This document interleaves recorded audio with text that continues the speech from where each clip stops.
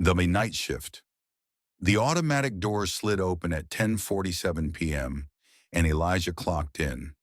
The supermarket was quiet. Fluorescent lights humming overhead, aisles empty except for a few late-night shoppers wandering slowly between the shelves. Elijah tied his apron, grabbed a box cutter, and headed to the back to start stocking. He was 22, a junior in college studying history. During the day, he went to class, wrote essays, and tried to stay awake. At night, he worked here, restocking shelves, running the register, cleaning up spills. It wasn't glamorous, but it paid rent. Most people didn't notice him. They came in, grabbed what they needed, checked out, and left. Some were polite, some weren't. A few didn't even make eye contact. But Elijah noticed them. That was the thing about working nights. You saw people differently, tired, vulnerable, real. Around midnight, an elderly man shuffled in. Mr. Rossi. He came in 3 or 4 times a week, always late, always alone. He moved slowly, pushing a small cart, stopping to examine labels like he had all the time in the world. Elijah watched him from the cereal aisle.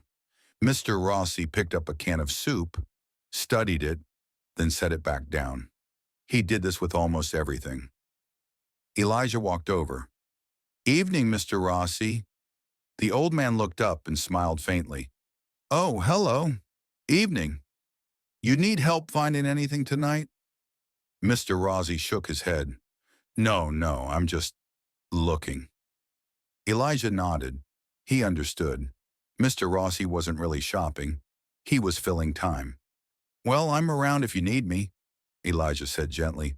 "Thank you, son." Elijah went back to stocking, but he kept an eye on him. Eventually, Mr. Rossi bought a loaf of bread, a small jar of peanut butter, and a carton of milk. At the register, Elijah bagged his items carefully.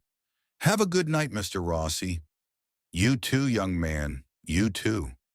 The old man walked out into the dark, bag in hand, and disappeared into the parking lot. Elijah stood there for a moment, wondering if anyone was waiting for him at home.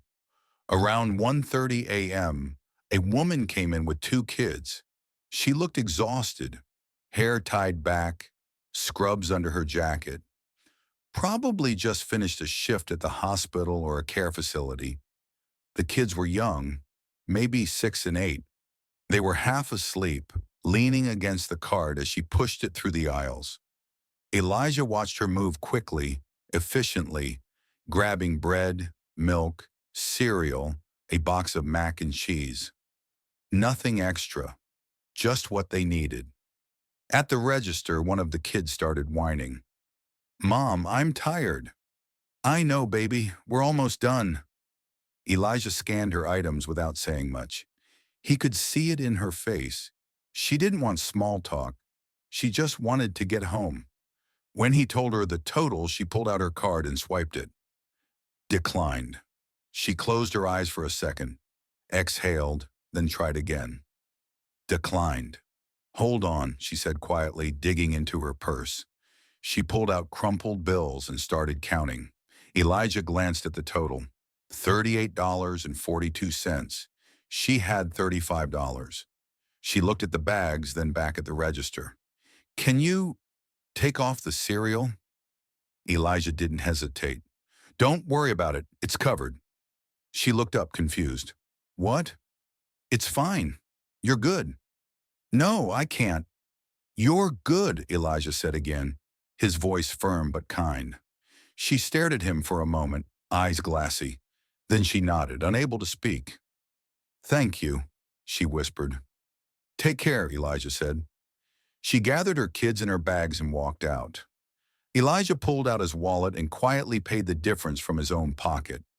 His co-worker, Marcus, leaned over from the next register. "You didn't have to do that, man." "I know," Elijah said.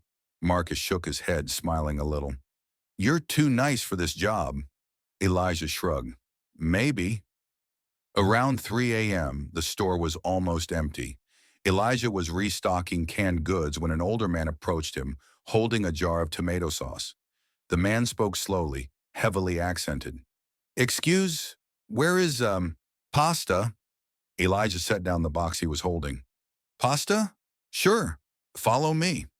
He led the man to aisle 7 and pointed to the shelves. Here, spaghetti, penny, whatever you need. The man nodded, smiling gratefully.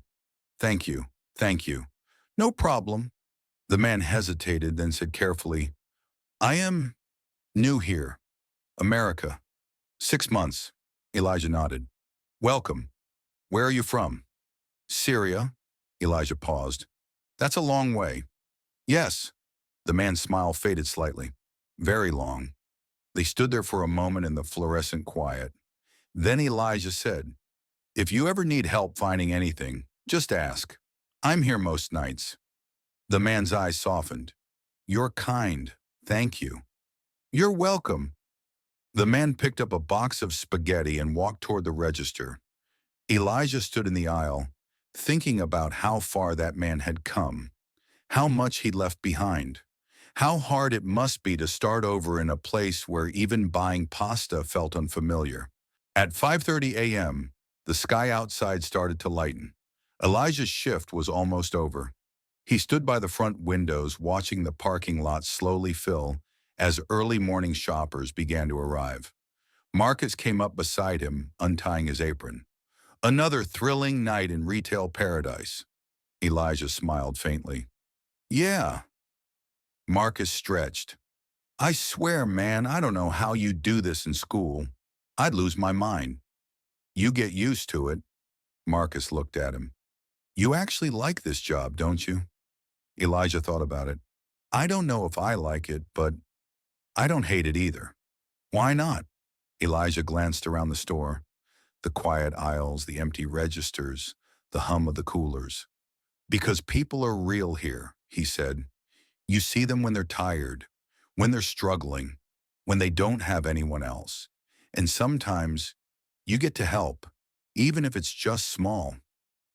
Marcus nodded slowly. Yeah, I guess that's true. At 6 a.m., Elijah clocked out.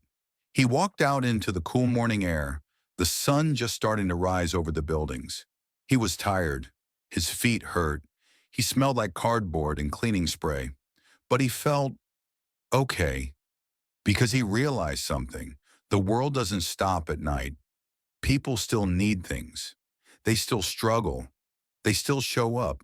And the people who work while others sleep, the cashiers, the stockers, the night shift workers, they're not invisible. They're the ones holding things together in the quiet hours. And that matters. The lesson. Not all important work is seen. Not all meaningful moments are loud. Sometimes the most human thing you can do is show up quietly, consistently, and care about the people no one else notices. Dignity isn't about the job you have. It's about how you treat people while you're doing it. And the small kindnesses you offer in the middle of the night, those don't disappear when the sun comes up. They stay with people, sometimes longer than you'll ever know.